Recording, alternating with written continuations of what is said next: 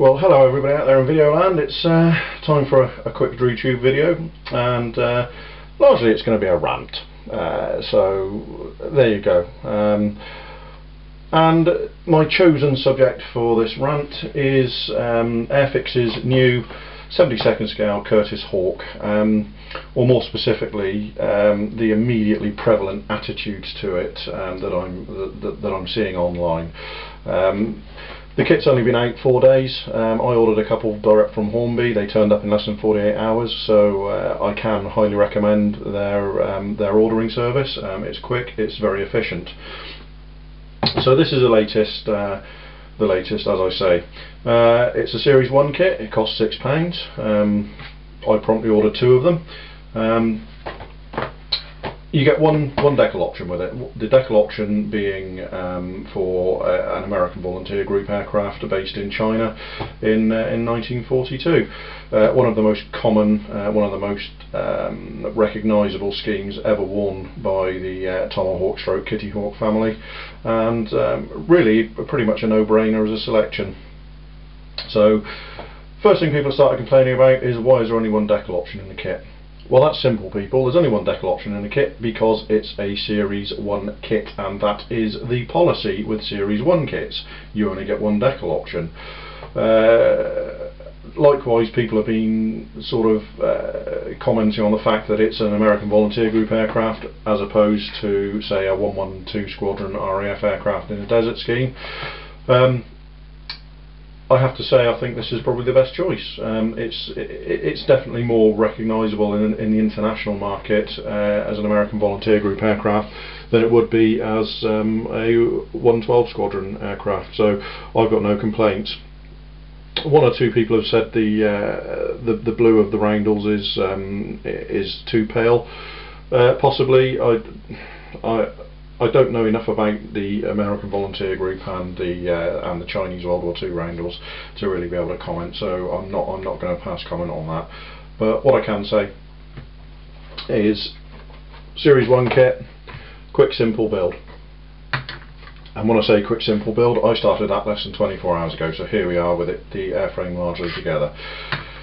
Now, the chief rant really is regarding the usual online suspects who crawl out from under their rocks and immediately start making snarky comments about the Matchbox trench digger being in appearance or in attendance. That's invariably based on having a couple of grainy photographs somebody's posted online. I don't know what it is with Airfix mouldings these days, but they do not photograph particularly well in the plastic, and so people immediately jump to conclusions about the surface detail without actually having the kit in their hand. As you can see, I've had the kit in my hand. I've built the kit. The Matchbox trench digger is dead, people. He's gone. Alright.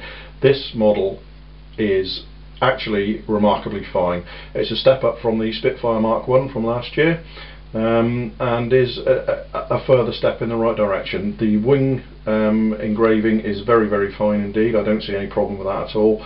The fuselage engraving is perhaps a tiny little bit heavier, but not much.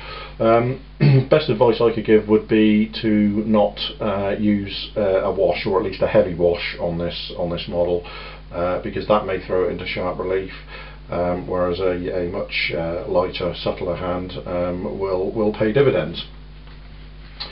As I say, this is 24 hours worth of building. I've used a little bit of filler, a little bit of talcum powder and super glue around some of the nose joints to sand them and then rescribe them. A tiny little bit of talcum powder and CA around the undercarriage bay, or the undercarriage housings. And apart from that, it's literally just I've brushed over the joins with some Mr. Surfacer 500, and I'll sand that back when it's dry, and then rescribe any detail. That is essentially it. It's that quick a build. Issues with the kit are, from my perspective, very few. I'm not going to comment on overall accuracy of the model as a P40B, because I'm not that familiar with the shapes of the P40B. I'm not. Some people are very, very sensitive and know every nuance of the airplane. I am not one of those people. It looks right to me, but that means nothing in the greater scheme of things. I'm happy with the way it looks.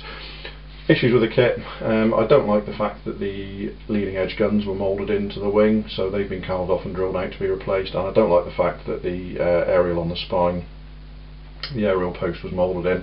That has to be removed for this option anyway, but I'd really rather that was a separate part.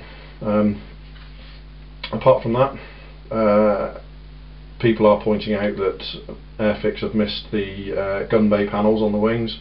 I'm looking for some decent references to be able to rescribe those, but that will be a 5-minute job to rescribe or scribe in the gun bay detail when I discover exactly where they should go.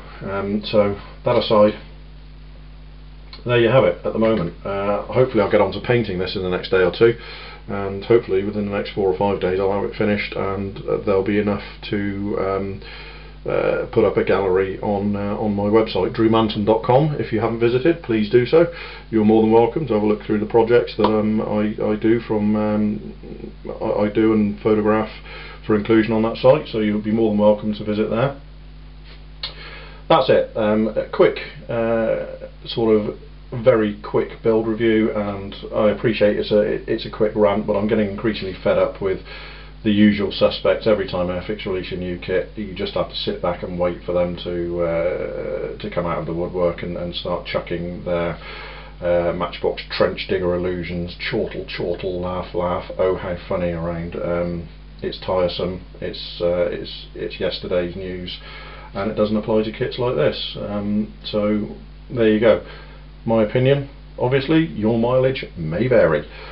That's it for now, so I'll see you all soon. Bye bye.